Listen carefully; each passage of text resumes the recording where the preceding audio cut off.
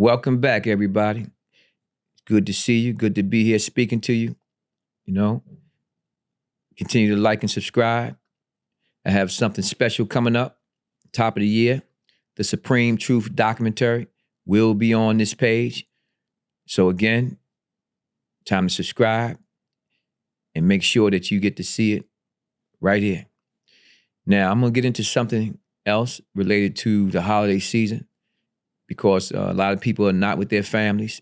A lot of people um, don't have the chance to enjoy their children and their parents and things of that nature. And this will be my second year out, second time. I came out September 20th, 2024.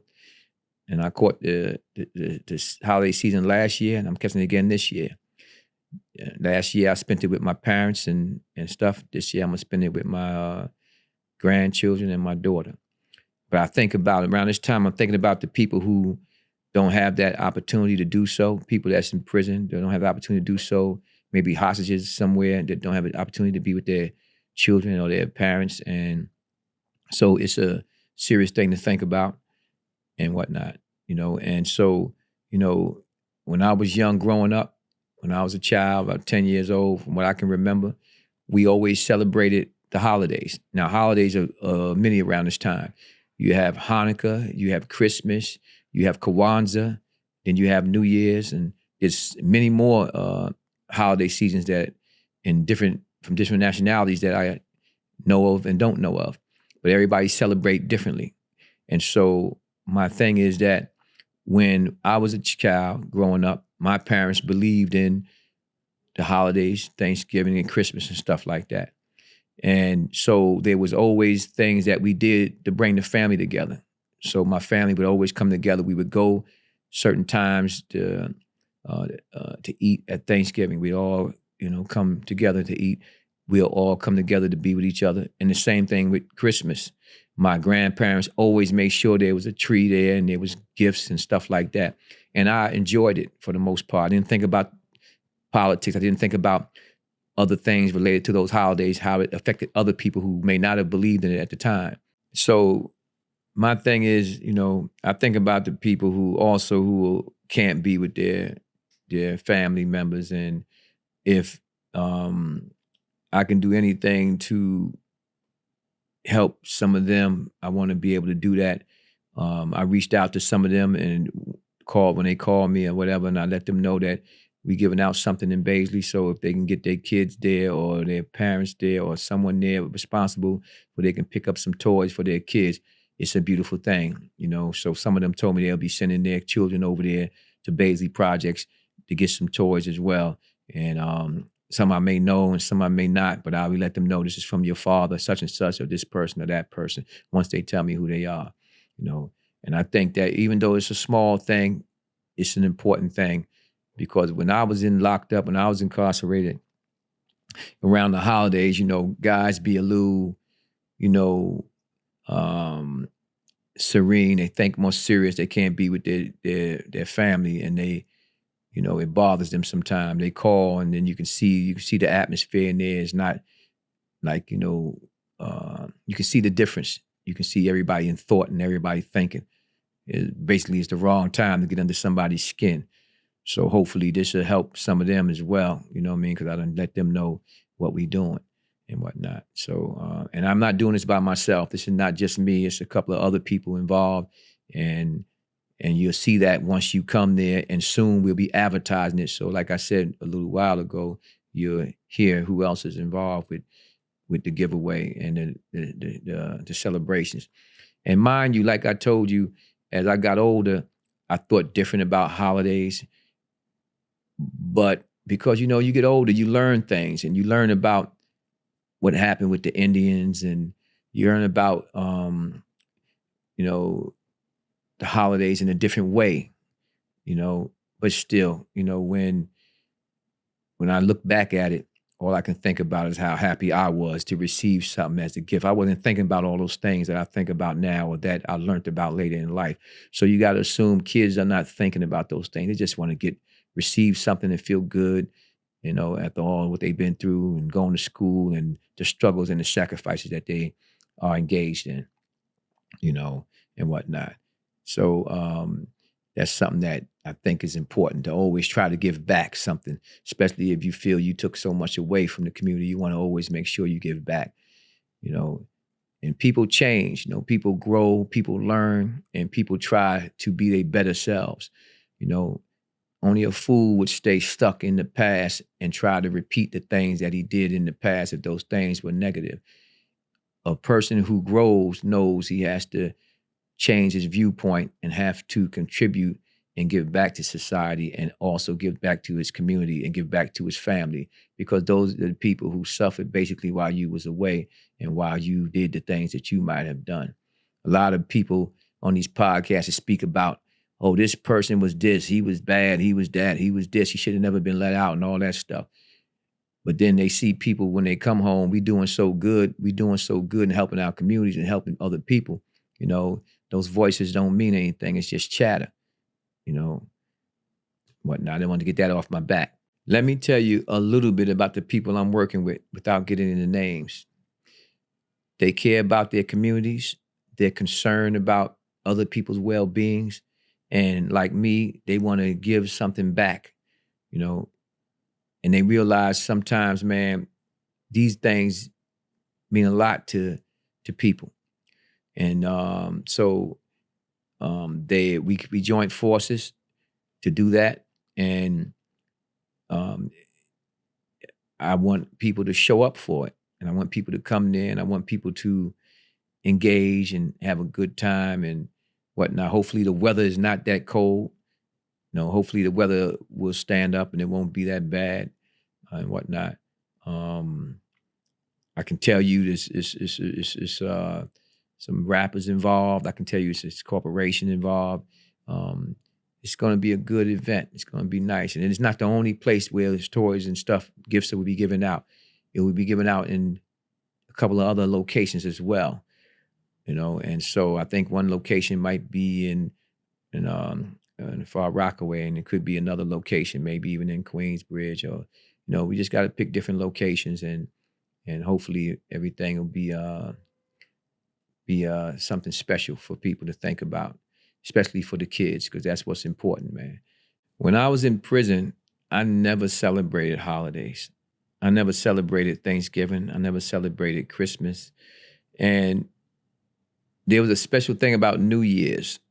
When New Year's came in prison, that's the holiday that everybody's excited about. I just wasn't one of them. And so what I would do is I would go to my cell early and stay in my cell for a little while and wait for the doors to close. When the doors close, I fall right to sleep. And the reason why I fall right to sleep is because if I don't fall asleep and I stay up, I'm going to hear everybody knocking and banging on their doors and being happy about the new year coming in and stuff like that. And I just wanted to get to the next day. So in prison, the holidays were for me like any other day. And I wanted to get it over with and get to the next day. And that was the contrast for me, you know what I'm saying? But now it's a little different. Recently, I celebrated Thanksgiving with my daughter and my grandchildren. And the year before that, because I've been out since I came out, like I said earlier, I said September 20th, 2024. The first Thanksgiving was with my mother and my sister, and my mother and father, my sister and my parents, you know, stuff like that. But this year I celebrated Thanksgiving with my daughter, and it was very nice. It was just so happened her father-in-law, her husband's father, his birthday is on Thanksgiving Day. So when they celebrate Thanksgiving, they also celebrate his birthday. And so we were able to do that, and it was very nice. And seeing my grandkids and my daughter, it was a beautiful thing. But I always think about the people that's incarcerated. I want to speak about something else too, real quick. I want to change topic for a minute. You know, I remember when I was putting my motion papers in to get out, and in my motion papers, I had told my judge, I said, look, they got a law. They got a law where Colombians who send tons and tons of narcotics to the United States, tons and tons of narcotics to the United States, whether they commit violence in their own country or not. When they send drugs to the United States, the max that they can get when they're transferred or extradited from Colombia to the United States is 30 years. And I brought to the attention of my judge, I said, Your Honor, in my motion papers that I'm facing life sentences for selling narcotics in the United States. But the max that they give Colombian drug dealers who send drugs to the United States, tons of it, is 30 years based on a treaty law that presidents in the past have always adhered to. And beginning of the year, I'll tell you what law that is. In mine, I don't have it in my mind offhand, but it's in my motion papers. And so I use that just to show, because I'm not, I'm good for them. My point is that you got people in prison right now who can't be with their family for the holidays, even though they did what they did or whatever, but they have given life sentences for a crack law that was unjust. And yet, for selling small amounts of narcotics, and they're given life sentences, but a person who sends tons to the United States can be given the max of 30 years. So in my motion papers, I was saying, hey, I got 6 life sentences, all for drugs, really, and 7 total. 1 got thrown away on appeal. But I had all these life sentences for drugs, right, for narcotics under the crack law, right? And yet people who send tons of that to the United States and they had violence in their case, the max that they can get when they're extradited from Colombia is 30 years. It didn't make no rational sense when you're talking about the war on drugs. So I always saw that as a con game, almost like a Ponzi scheme to fill up the prison. So, so I think about these people, and in my mind during Thanksgiving, I was thinking about all the people left behind under the crack law who got all these life sentences, who really should be getting a break and should be with their families because all they did was sell a little bit of drugs that really wasn't equivalent to the tons and tons that was coming over from other places, and that was my thought pattern. I thought about that when I was there enjoying time with my family. When I remember going to bed that night and I said, damn, there's a lot of people still incarcerated that can't do what I'm doing, and it just made me think. And so anything I speak about, anything I do is based on that reality. You spend 34 years and 6 months in federal prison, and state and federal prison, because I was handed over from the state. You spend that much time in there, it doesn't easily leave your mind. And whatever you do out here, you reflect back and forth. So I reflect back and forth. And so I only been home, I'd say a year and a couple of months, and so it's been beautiful, it's been lovely, but I often think about where I was and thinking about the people who are still there. And so this is a holiday season, and I hope that some people find some comfort in talking to their families and making sure that they keep fighting their cases and trying to get to their families the same way that I did. As long as a person has faith, he should never lose hope for freedom. You know what I'm saying? And that's what I always try to teach people. Always fight for your freedom and always have faith. Believe that you'll be out. Believe one day that you'll be set free. And then maybe you will. So, might take a little prayer, definitely take a little work. But just like I came out, so can they. So there's something I wanted to touch on. It's the holiday season, man, and this is a time when people should reflect on things and think about their families and stuff like that. Now let's get into the Supreme Truth documentary. The Supreme Truth documentary, beginning of the year, will be put on this platform. I want people to be able to see it. I want you to subscribe, and I want you to be able to enjoy it. I guarantee when you see it, you'll be impressed and you'll like what you see. You'll learn a lot. You learn a lot about the criminal justice system. You learn a lot about what actually happened in my Uncle Supreme's case. And you'll open your eyes a little bit to the system and how unjust it could be, you know. And so make sure you subscribe. Make sure you pay attention to my channel, and that will happen in the beginning of the year. You know, so stay tuned. Now there are other things that's going to be out as well. I've spoken to a lot of people. I'm going to interview a few people on the podcast, and I guarantee you the people that I interview, you're going to actually love. You're going to want to hear from them. You're going to want to see what they're talking about. You're going to learn something from them. And, you know, I'm sure you'll walk away and say, man, listen, this was very informative. Because like I told you before, I'm only going to bring people on, and I'm only going to deal with the truth. Bring people on that's going to deal with the truth, and people who you can learn something from. You know, and also, I told y'all I was going to lay out for y'all a little bit about the criminal justice system using my case itself. That's also something that's going to happen in the beginning of the year. I'm going to take you through my case from beginning to the end. We're going to go through it. And I'm going to show you exactly what happened to me. And I'm going to explain to you why, although I take responsibility for my actions in being in prison, I want to show you exactly what happened. I want to show you about the illegal wiretaps on my case. I want to show you how they got the illegal wiretaps. I want to show you how they got the search warrants. I want to show you how they manipulated and used individuals to lie on documents just to get the search warrants and the wiretaps. So I want to show you how they lied in a search warrant that caused them to raid my mother's home, my mother and father's home back in the days. And there was nothing in there. But the individuals in the search warrant said that they would find something in there. There was nothing in there because they never been there, and I never would put something in my parents' home. So I want to show you how they use people to lie on documents just to get an advantage to be able to go into someone's home and raid their place of residence.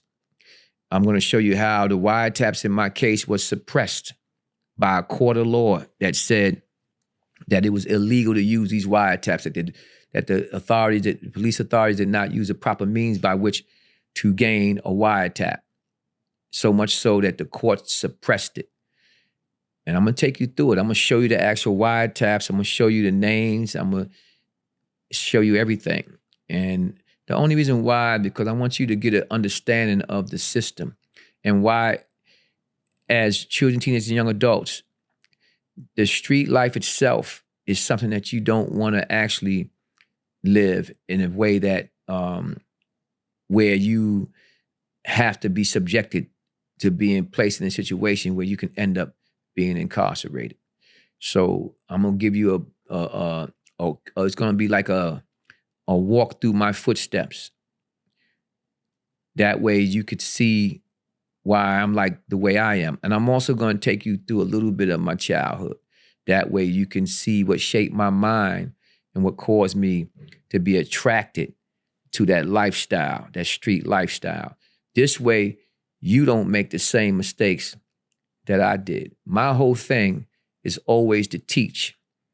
That is what I'm about. I'm always trying to teach. I'm always trying to change perceptions, to change negative perceptions into positive perceptions.